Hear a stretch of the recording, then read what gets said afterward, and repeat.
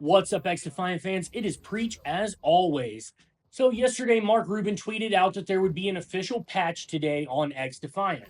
By the time you're watching this video, the patch should be live as it was announced to be taking place at 6 a.m. Pacific Time, 9 a.m. Eastern, with an expected downtime of 1 hour. We're going to briefly go over those patch notes so you guys know everything that is changing within how the game is built today.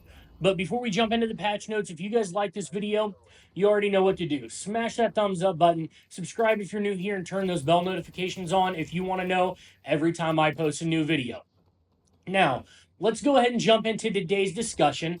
As I hope everyone understands, when a new game comes out, there are going to be bugs. These are usually issues that are unforeseen because the game just doesn't operate the same within closed off production as it does in open servers with hundreds of thousands of people in it.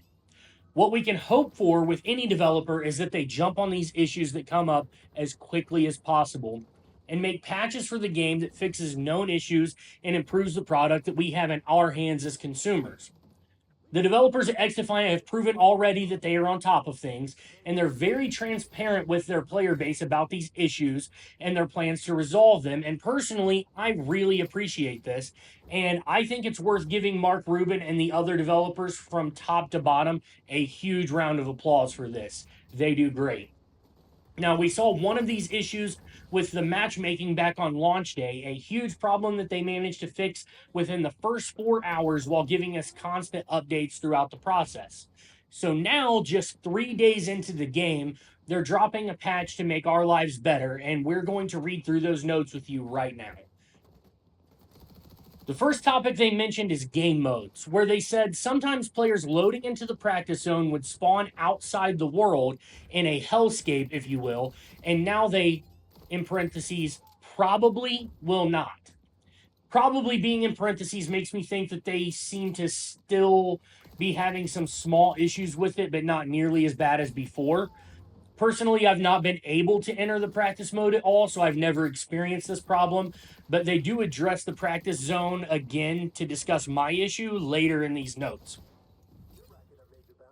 The next topic was devices, where they said they fixed an issue where if the player died during the device deployment animation, their next deployed device would drop at their feet rather than being thrown as intended.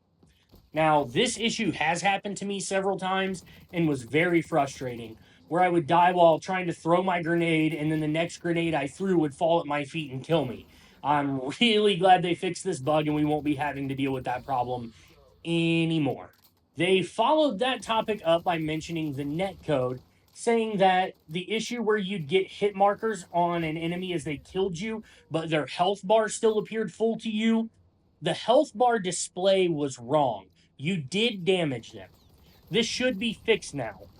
This was more of a perception issue than anything, as you couldn't tell what damage you were doing, but now that has been cleared up.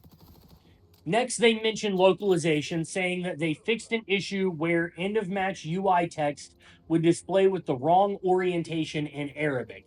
Obviously, this only affects a small, limited group of players, but it needed fixed regardless, and thankfully they have taken care of that already. Lastly, they mentioned a couple miscellaneous patches that they made.